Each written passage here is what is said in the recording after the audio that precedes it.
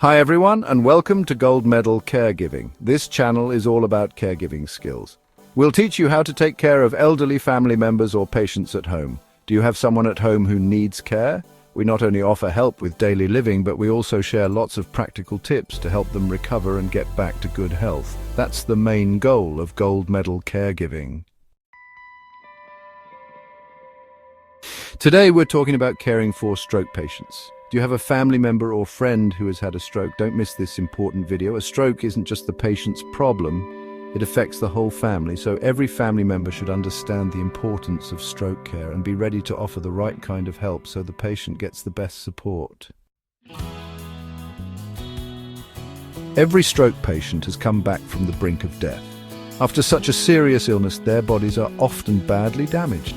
Recovery and rehabilitation can take a long time, from 6 months in mild cases to a lifetime in severe cases. The road to recovery is long and full of challenges. From being bedridden to being able to stand and walk, every step requires patience, perseverance, and the right safe methods. Today we'll share some caregiving techniques to help you better care for stroke patients and help them steadily move towards their goal of walking again. First, while the patient is still bedridden, preventing complications is most important. Being bedridden for a long time can cause bed sores and poor blood circulation. Remember to turn the patient regularly, at least every 2 hours.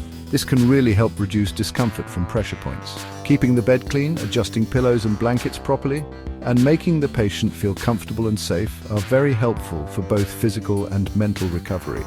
Maintain good posture while turning. If the patient has hemiplegia, one-sided paralysis, pay attention to limb positioning to prevent contractures. Use supportive devices for the affected limbs. Bedside care also involves taking care of the respiratory and digestive systems. Helping patients with light, deep breathing exercises helps maintain lung function. Finger and toe exercises in bed can maintain blood circulation. Enough sleep is also very important because of nerve damage. There will be tension in the hands and feet. Enough sleep can relieve muscle tension, which also helps with later passive and active training. Pay attention to a balanced diet.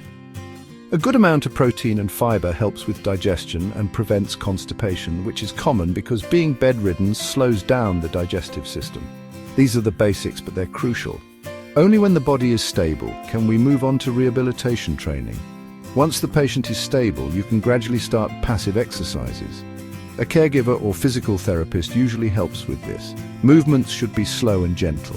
For example, you can help the patient with passive range of motion exercises of the limbs, like gently lifting their arms and bending their knees. These movements improve blood circulation, reduce muscle stiffness, and prepare for future active exercises. Adjust each movement based on the patient's tolerance. If they feel pain or discomfort, slow down or stop immediately. And when the patient can handle passive exercise, they can start trying active exercises. First, practice sitting up. Have the patient slowly move from lying down to a semi-sitting position, holding onto the edge of the bed and gently sitting up.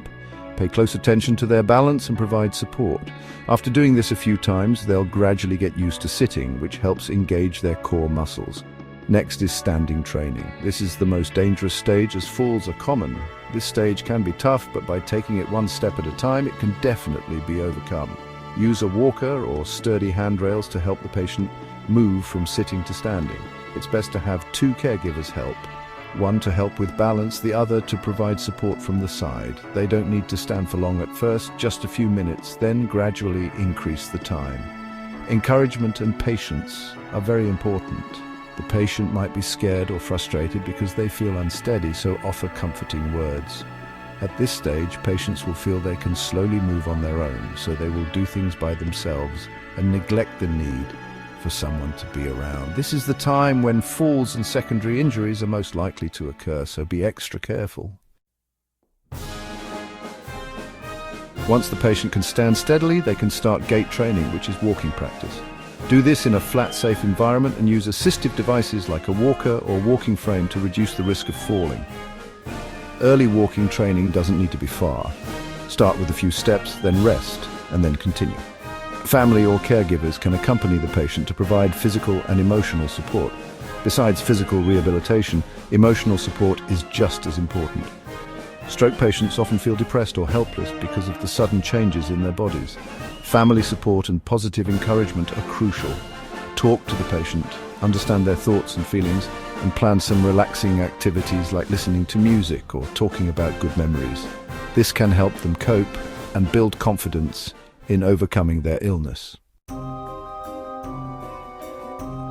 Throughout the rehabilitation process, keep in close contact with the professional rehabilitation team. Every patient is different, and doctors and physical therapists can provide the most suitable training plan based on the patient's specific condition. Caregivers should also observe the patient's reactions and inform the medical staff so that the rehabilitation process is both safe and effective. In short, the journey from being bedridden to walking again may seem long, but with clear steps, gradual progress, and the combined efforts of family and the medical team, the patient can steadily recover. Caregivers need professional skills, patience, care, and encouragement. Every small step forward represents hope for a return to a normal life. We hope these tips give you some practical guidance if you're caring for a stroke patient, and that the patient feels warmth and support as they slowly return to a healthy life.